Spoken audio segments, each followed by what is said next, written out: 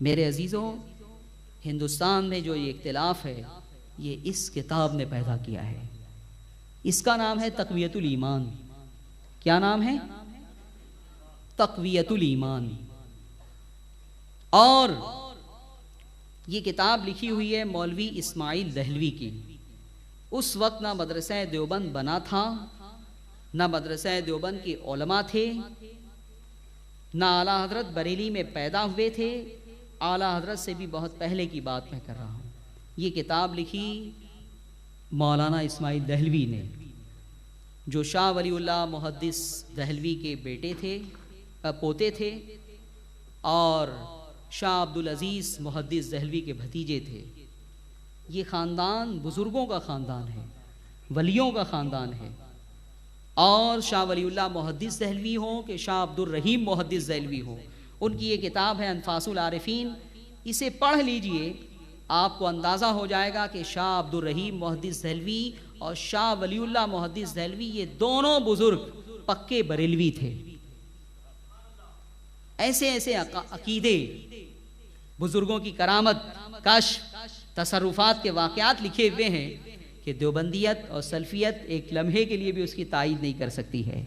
ان کے یہاں وہ شرک ہے، اور شاہ ولی اللہ سب کچھ لکھ رہے ہیں، ہمارے یہاں شرک نہیں ہے. اس طرح سے شاہ ولی اللہ نے اس کتاب کے ذریعے سے ثابت کر دیا کہ میں بھی جو ہے وہ پکا بریلوی ہوں،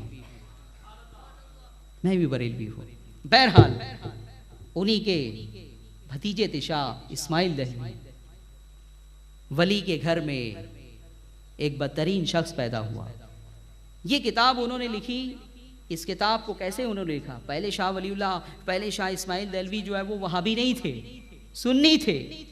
شاہ عبد الرحیم کے مسلک پہ قائم تھے، شاہ ولی اللہ کے مسلک پہ قائم تھے.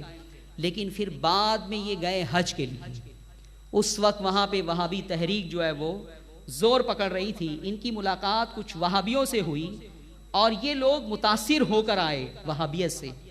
یہ بات میں اپنی طرف سے نہیں کہہ رہا ہوں، دیوبندیوں کے بہت بڑے مورخ ہیں مولوی اکرام، انہوں نے جو ہے موج کوثر، رود کوثر، کئی کتابیں لکھی ہے. موج کوثر میں انہوں نے یہ حقیقت بیان کی ہے کہ شاہ اسماعیل دہلوی جو ہے وہ حج کے لیے گئے، وہاں وہابیوں سے ملاقات ہوئی، ان سے جو ہے وہ صحبت رہی، اور اس کے بعد پھر وہ ان سے متاثر ہو آئے.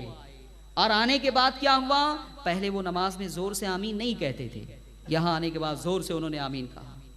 پھر اس کے بعد جو ہے وہ بہت ساری باتیں جو ان کی تھی آ کے اسے اختیار کر لیا، اور پھر اس کے بعد یہ کتاب لکھی. یہ کتاب انہوں نے لکھی. اس کتاب میں آقا علیہ الصلوۃ والسلام کی شان میں توہین اور گستاخی کی گئی، جگہ جگہ توہین اور گستاخی کی گئی. رفع زبان انبیاء اور اولیاء کے لیے استعمال کی گئی.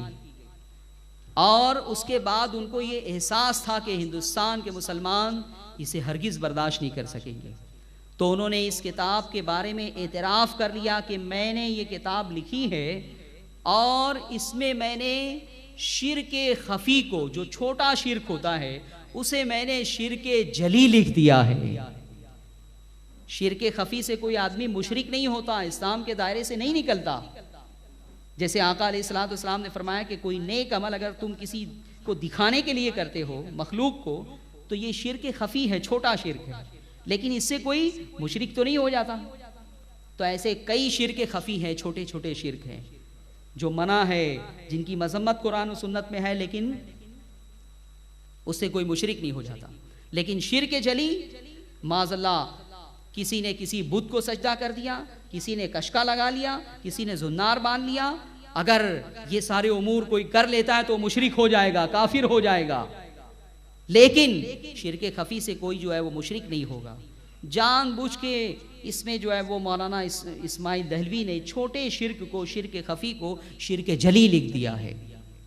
اور اس کے بعد وہ کہتے ہیں کہ مجھے معلوم ہے، اور یہ بھی کہ میں نے اس میں تیز الفاظ استعمال کیے ہیں. کیا کیا ہے؟ ہاں، نبی کے بارے میں، ولی کے بارے میں، انبیاء کے بارے میں، اولیاء کے بارے میں، صالحین کے بارے میں. ہمارے بارے میں استعمال کیا ہوتا تو ہم اسماعیل دہلوی کو معاف کر دیتے کہ دو، جتنی گالی دینا ہو ہمیں، لیکن ہمارے آقا کو گالی نہ دو، ہمارے آقا کی شان میں گستاخی نہ کرو. لیکن اسماعیل دہلوی نے انبیاء اور اولیاء کے لیے اس میں تیز زبان استعمال کی ہے، اور پھر انہوں نے یہ اعتراف کیا ہے کہ میری اس کتاب کی اشاعت سے ہندوستان میں شورش ضرور ہوگی، یعنی اختلاف، انتشار، لڑائی جھگڑا۔ پھر وہ کہتے ہیں کہ لیکن تھوڑے دن لڑ بھیڑ کر سب ٹھیک ہو جائیں گے۔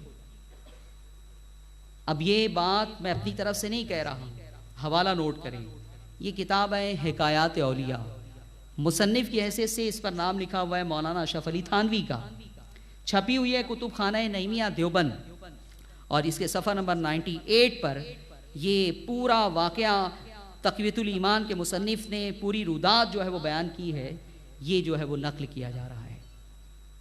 آپ سنیں اور اس کے بعد فیصلہ کریں۔ حوالہ نوٹ کرنا ہو تو آپ حوالہ نوٹ کریں۔ کتاب کا نام ہے حکایات اولیاء، لکھی ہوئی ہے مولانا اشرف علی تھانوی کی، مصنف کی حیثیت سے ان کا نام لکھا ہوا ہے، کتب خانہ نعیمیہ دیوبند سے چھپی ہوئی ہے، اور اس کے صفحہ 98 پر لکھتے ہیں مولوی اسماعیل صاحب نے تقویۃ الایمان اول عربی میں لکھی، اس کے بعد مولانا نے اس کو اردو میں لکھا، اور لکھنے کے بعد اپنے خاص لوگوں کو جمع کیا اور ان کے سامنے نام لکھا ہوا ہے، میں چھوڑ رہا ہوں اس کو، اور ان کے سامنے تقویۃ الایمان پیش کی اور فرمایا کہ میں نے یہ کتاب لکھی ہے اور میں جانتا ہوں کہ اس میں بعض جگہ ذرا تیز الفاظ بھی آ گئے ہیں اور بعض جگہ تشدد بھی ہو گیا ہے، مثلاً ان امور کو جو شرک خفی تھے شرک جلی لکھ دیا گیا ہے۔ ان وجوہ سے مجھے اندیشہ ہے کہ اس کی اشاعت سے شورش ضرور ہوگی۔ ایک دم یقین ہے، کانفیڈنس ہے کہ میری اس کتاب سے شورش ہوگی، لڑائی جھگڑا ہوگا۔ لیکن پھر کیا کہتے ہیں؟ پھر لکھتے ہیں گو اس سے شورش ہوگی مگر توقع ہے کہ لڑ بھیڑ کر خود ٹھیک ہو جائیں گے، لڑ بھیڑ کر خود ٹھیک ہو جائیں گے۔ یہ تقویۃ الایمان کی خاصیت بیان کر دی ہے کہ تقویۃ الایمان میں تیز الفاظ استعمال کیے گئے ہیں، شدت برتی گئی ہے، چھوٹے شرک کو بڑا شرک لکھ دیا گیا ہے، اور اس کے بعد انہیں خود یقین ہے کہ میری اس حرکت سے ہندوستانی مسلمانوں میں لڑائی جھگڑا شروع ہو جائے گا، لیکن وہ مطمئن تھے کہ تھوڑے دن لڑیں گے مسلمان، پھر ٹھیک ہو جائیں گے۔ لیکن حال یہ ہے کہ مسلمان آج تک لڑ رہے ہیں اس کتاب کی بنیاد پر۔ جب یہ کتاب منظر عام پر آئی تو جانتے ہو 250 علماء نے اس کتاب کا رد لکھا ہے۔ اس کتاب کے رد میں 250 افراد نے قلم اٹھایا ہے۔ خود شاہ ولی اللہ محدث دہلوی کے جو دوسرے جو ہیں وہ پوتے تھے مولانا مخصوص اللہ، انہوں نے بھی جو ہے وہ معید الایمان نامی کتاب لکھی اس کے رد میں۔ گھر کے افراد نے بھی اس کے خلاف کتاب لکھی اور اس کی تردید کی۔ اب میں یہ پوچھتا ہوں کہ آپ کے ذہن میں سوال پیدا ہو رہا کہ اسماعیل دہلوی نے اگر لکھی تو اس سے علماء دیوبند کا کیا تعلق، علماء دیوبند کا اس میں کیا جرم ہے؟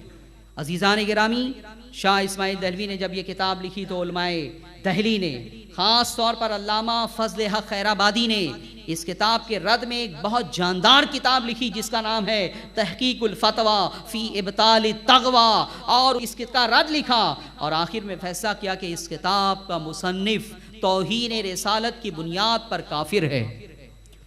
اور اس دور کے بڑے بڑے علماء جو سب کے سب تقریباً شاہ عبدالعزیز محدث دہلوی کے شاگرد تھے، انہوں نے جو ہے وہ سائن کی ہے اس کے اوپر، تصدیق میں دستخط کیے ہیں، تصدیق کی ہے اس کی کہ ہم اس فتوے کی جو ہے وہ تائید کر رہے ہیں۔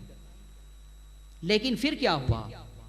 جب علماء دیوبند کا زمانہ آیا، سارے علماء نے رد لکھا، اس سے بیزاری کا اظہار کیا، مسلمانوں کو روکا کہ اسے مت پڑھنا، اس میں اس نبی کی شان میں توہین کی گئی ہے جس نبی کا تم کلمہ پڑھتے ہو۔ لیکن جب علماء دیوبند کا دور آیا تو پھر کیا ہوا؟ مولانا رشید احمد گنگوہی دیوبندیوں کے بہت بڑے عالم ہیں، یہ ان کے فتاوے کا مجموعہ ہے فتاوی رشیدیہ۔ علماء دیوبند نے اس کتاب کی تائید شروع کر دی، اس کا فیور شروع کر دیا اور یہ کہا کہ یہ کتاب بہت عمدہ کتاب ہے۔ کیا ہے؟ جیسے کوئی یہ کہے کہ سلمان رشدی کی وہ کتاب بہت عمدہ کتاب ہے، تو آپ کے جذبات کا کیا عالم ہوگا؟ اسی طرح سے مولانا رشید احمد گنگوہی نے اس کے بارے میں فتویٰ دیا کہ بہت عمدہ کتاب ہے، اور صرف عمدہ کتاب نہیں کہا بلکہ یہ کہا کہ اس کا پڑھنا اور اس کا اپنے پاس رکھنا عین اسلام ہے، معاذ اللہ، عین اسلام قرار دیا اس کا پڑھنا اور اس کا رکھنا۔ تو اب یہاں سے علماء دیوبند کا محاسبہ شروع کیا گیا، تعاقب کیا گیا کہ سارے علماء نے جس کتاب کا رد لکھا، جسے مسترد کر دیا، جسے توہین رسالت پر مبنی قرار دیا، تم اس کی حمایت کیوں کر رہے ہو؟ تم اس کا فیور کیوں کر رہے ہو؟ تم اس کی تعریف کیوں کر رہے ہو؟ لیکن علماء دیوبند نے کہا نہیں، ہمارے نزدیک اس میں کوئی گستاخی ہے ہی نہیں۔ اب میں آپ کو سناتا ہوں اور آپ فیصلہ کریں کہ اس سے توہین اور گستاخی جو ہے وہ ہوتی ہے یا نہیں ہوتی ہے۔ میری اس کتاب میں سب ہائی لائٹ کی ہوئی ہے عبارتیں، نشان لگا ہوا ہے، اور اس میں ایسا انداز اختیار کیا گیا ہے، میں آپ کو ایک مثال کے ذریعے سے سمجھاؤں کہ اگر آپ کسی دوست کے گھر جائیں، اس کا بہت شاندار جو ہے وہ بنگلہ ہو، اور پھر وہ اپنے کسی بھائی یا کسی دوست جس کا نام زید ہو، زید، وہ یہ کہے آپ کا دوست کہ یہ بنگلہ میرا ہے، اس کا مالک میں ہوں، اور زید جس کا نام ہے وہ کسی چیز کا مالک نہیں۔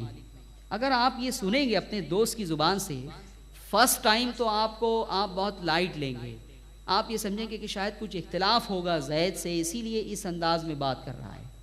لیکن پھر آپ اس کے یہاں جائیں اور پھر جو ہے وہ اسی انداز میں وہ ذکر کرے کہ میں جو ہے وہ یہ ہوں، کچھ تمہیں مانگنا ہو نا تو مجھ سے مانگنا، میں بہت امیر آدمی ہوں، وہ شخص جس کا نام زید ہے اس سے کچھ مت مانگنا۔